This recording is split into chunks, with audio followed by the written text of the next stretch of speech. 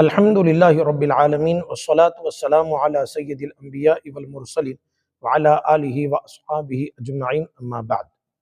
محترم ناظرین، وضو کے توڑنے والی چیزوں کا بیان آپ نے اس سے قبل کی نشست میں سماعت کیا۔ اب آئیے خاص طور پہ ان چیزوں کا ذکر کرتے ہیں جن کی وجہ سے وضو نہیں ٹوٹتا۔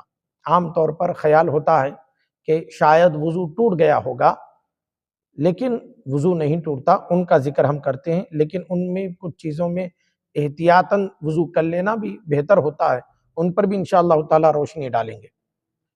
پہلی چیز ہے مرد و عورت کے برہنہ ہونے یا باہم ایک دوسرے کی شرمگاہوں کو دیکھ لینے یا چھو لینے سے وضو نہیں ٹوٹتا۔ مثلاً اگر کوئی برہنہ ہو گیا، گرچہ کہ جو ہے شریعت میں عام حالات میں بھی ناف سے لے کے گھٹنے کے نیچے تک کا حصہ چھپانا فرض ہے، تو لہذا اس کو ظاہر نہیں کرنا چاہیے اور بغیر ضرورت کے جو ہے اس کو کھلا نہیں رکھنا چاہیے، اور دوسروں کے سامنے اس کو ظاہر کرنا تو حرام ہے، گناہ کا کام ہے، اس سے اجتناب کرنے کی ضرورت ہے، لیکن اس کی وجہ سے وضو نہیں ٹوٹتا۔ یا باہم اسی طریقے سے کسی کی شرمگاہ کو دیکھ لینا، جیسے عام طور پہ بعض لوگوں کا خیال ہوتا ہے کہ بھئی بچوں کی شرمگاہ کو اگر دیکھ لیں گے تو وضو ٹوٹ جاتا ہے۔ نہیں، بالکل نہیں، وضو نہیں ٹوٹتا۔ ہاں البتہ اگر شہوت پیدا ہوئی اور اس کی وجہ سے کچھ پانی وغیرہ شرمگاہ سے نکلا، اس کی وجہ سے وضو ٹوٹ جاتا ہے، لیکن کوئی چیز جسم سے نہیں نکلی، صرف شرمگاہ پر نظر پڑی تو اس کی وجہ سے وضو نہیں ٹوٹتا۔ البتہ اس میں احتیاط کرنے کی ضرورت ہوتی ہے، اپنی نظروں کی حفاظت کرنے کی ضرورت ہوتی ہے۔ اللہ تعالیٰ نے حکم فرمایا کہ مومنین اپنی نگاہوں کو نیچے رکھیں، یہ ان کے دل کی پاکیزگی کا ذریعہ ہے، ان کے باطنی طہارت کا ذریعہ ہے۔ اسی طرح جو ہے کان یا ناک وغیرہ سے کسی پاک چیز کے نکلنے سے نماز میں پاک چیز کے نکلنے سے وضو نہیں ٹوٹتا، کان سے یا ناک سے۔ ہاں البتہ آنکھوں میں مرض آ جاتا ہے اور آنکھیں درد ہوتی ہیں اور پھر کچھ چیز نکلتی ہے، یعنی بیماری کی وجہ سے کچھ پانی نکلتا ہے تو یہ پانی ناپاک ہے۔ اسی طرح کان میں مرض کی وجہ سے اگر کوئی چیز نکلے تو اس کی وجہ سے بھی وضو ٹوٹ جاتا ہے، ورنہ وضو نہیں ٹوٹتا۔ اسی طرح عورت کو چھو لینے سے یا بوسہ دینے سے اس کی بھی وجہ سے وضو نہیں ٹوٹتا۔ البتہ اگر کوئی امام صاحب ہیں تو ان کو چاہیے کہ وہ احتیاطاً وضو کر لیں، کیونکہ امام شافعی رحمۃ اللہ تعالیٰ علیہ کے نزدیک خاتون کو ہاتھ لگانے سے وضو ٹوٹ جاتا ہے، تو لہذا اگر کوئی حنفی امام کے پیچھے شافعی مسلک کے مصلی نماز پڑھ رہے ہیں تو ظاہر سی بات ہے کہ ایسے امام صاحب جو زوجہ کو ہاتھ لگائے ہیں اور پھر وہ بغیر وضو کے آ کر نماز پڑھے تو ان کے پیچھے شافعی مسلک کے مصلی کا وضو نہیں ہوتا، تو اس میں احتیاط کرنے کی ضرورت ہے۔ اسی لیے بہتر ہے کہ امام صاحب جہاں پر فقہا کا اختلاف آ جاتا ہے وہاں پر وضو کر لیں، تاکہ چاروں مسلک سے کوئی بھی مصلی جو ہے ان کے پیچھے اقتداء کر سکے۔ اسی طرح شرمگاہ کو ہاتھ لگانا، اس کی بھی وجہ سے وضو نہیں ٹوٹتا، لیکن اگر کوئی امام صاحب ہیں تو بہتر ہے کہ وہ وضو کر لیں تاکہ امام شافعی رحمۃ اللہ تعالیٰ علیہ کے اختلاف سے بھی بچیں۔ زخم سے کیڑا یا گوشت کا ٹکڑا گر پڑنے سے وضو نہیں ٹوٹتا۔ کیڑا نکلا زخم سے اور اس کو کوئی رطوبت نہیں تھی، نجاست نہیں تھی اس سے، تو اس کی وجہ سے وضو نہیں ٹوٹتا۔ اسی طرح گوشت سوکھ کر گرنے کی بیماری ہوتی ہے، چمڑا جو ہے جلد سے نکلنے کا مرض ہوتا ہے، تو اس کی وجہ سے بھی وضو نہیں ٹوٹتا۔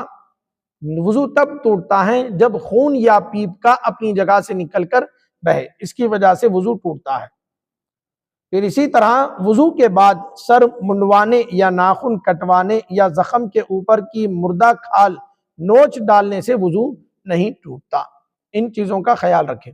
اب آئیے اس میں ہم ذکر کرتے ہیں حدث اصغر کے احکام، یعنی وضو ٹوٹ گیا تو اب کون سی حالت لاگو ہوتی ہے؟ حدث اصغر، یعنی بے وضو کی جو کیفیت ہے اس کو شریعت میں حدث اصغر کہا جاتا ہے۔ شریعت میں کچھ عبادات منع ہوتے ہیں، کچھ حالات میں ان کو حدث کہتے ہیں۔ اب حدث کی دو قسمیں بتلائی گئی، حدث اصغر، حدث اکبر۔ تو بے وضو کی جو حالت ہے اس کو حدث اصغر کہتے ہیں۔ حدث اصغر کی حالت میں یہ چیزیں حرام ہیں۔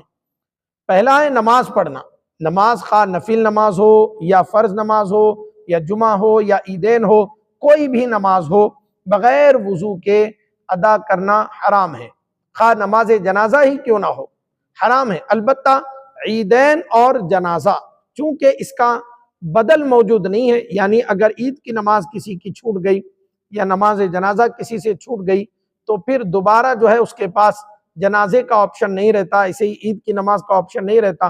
اسی لیے ان دونوں عیدوں کے وقت میں وقت تنگ ہو جانے کی وجہ سے اگر وضو کر کے جماعت میں شریک ہونے کی صورت میں نماز مکمل ہو جانے کا خوف ہے تو تیمم کی اس میں اجازت ہے۔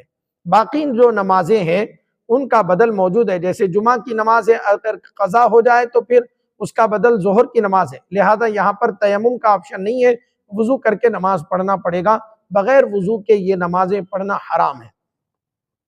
اسی طرح سجدہ کرنا، خواہ وہ سجدہ تلاوت ہو یا سجدہ شکر ہو، لفظ اگر آپ سجدہ ادا کرنا چاہتے ہیں رب کی بارگاہ میں تو یہ اس کے پیچھے وضو کرنا ضروری ہے، بغیر وضو کے یہ ادا نہیں کر سکتے۔ بلا غلاف قرآن شریف کا چھونا، قرآن شریف جوزدان میں نہیں ہے، قرآن شریف رکھا ہوا ہے، اس کو جو ہے چھونا حرام ہے۔ پھر کچھ چیزیں ہیں مکروہ تحریمی کے درجے میں آتی ہیں، یعنی حرام تو نہیں ہے لیکن حرام کے قریب قریب ہے، اس میں احتیاط کرنے کی صورت ہے، جیسے کعبہ مکرمہ کا طواف کرنا۔ اور کچھ چیزیں ہیں جو درست ہیں، وضو کی حالت میں جائز ہوتی ہیں، یعنی بغیر وضو کے بھی جائز ہوتی ہیں، جیسے قرآن شریف کا چھونا، جبکہ کسی جوزدان میں ہو یا کسی ایسے کپڑے میں جو لپٹا ہوا ہے اور اس کو وہ قرآن سے چسپا نہیں ہے۔ قرآن سے جو کپڑا جڑا ہوا رہتا ہے اس کی دو قسمیں بنتی ہیں، ایک کپڑا وہ ہے جو قرآن پر چپکا دیا جاتا ہے، یعنی اس طرح کے اس کپڑے کو قرآن پاک کے اٹے سے الگ نہیں کر سکتے، تو اب ایسے کپڑے کو بغیر وضو کے ہاتھ لگانا جائز نہیں ہے۔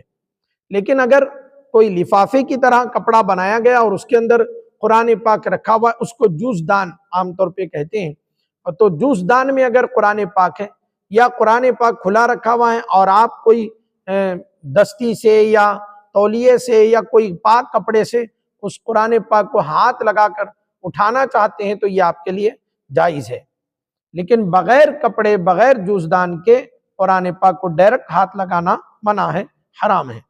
قرآن شریف کا پڑھنا یا پڑھانا دیکھ کر خواہ زبانی، یہ جائز ہے بغیر وضو کے، بے وضو کی حالت میں یہ چیزیں جائز ہو جاتی ہیں۔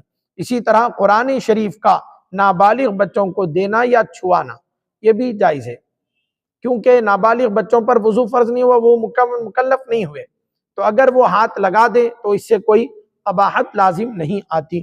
البتہ تربیت کے طور پہ ان کو تعلیم دینا کہ بیٹے وضو کر کے ہاتھ لگایا جاتا ہے اور اس طرح اس کو پاکیزہ طریقے سے پڑھا جاتا ہے، چھوا جاتا ہے، اس کے آداب، اس کی تربیت سکھانے کی نیت سے اگر وضو کروا رہے ہیں تو یہ زیادہ اچھا ہے اور ایسا ہی کرانا چاہیے۔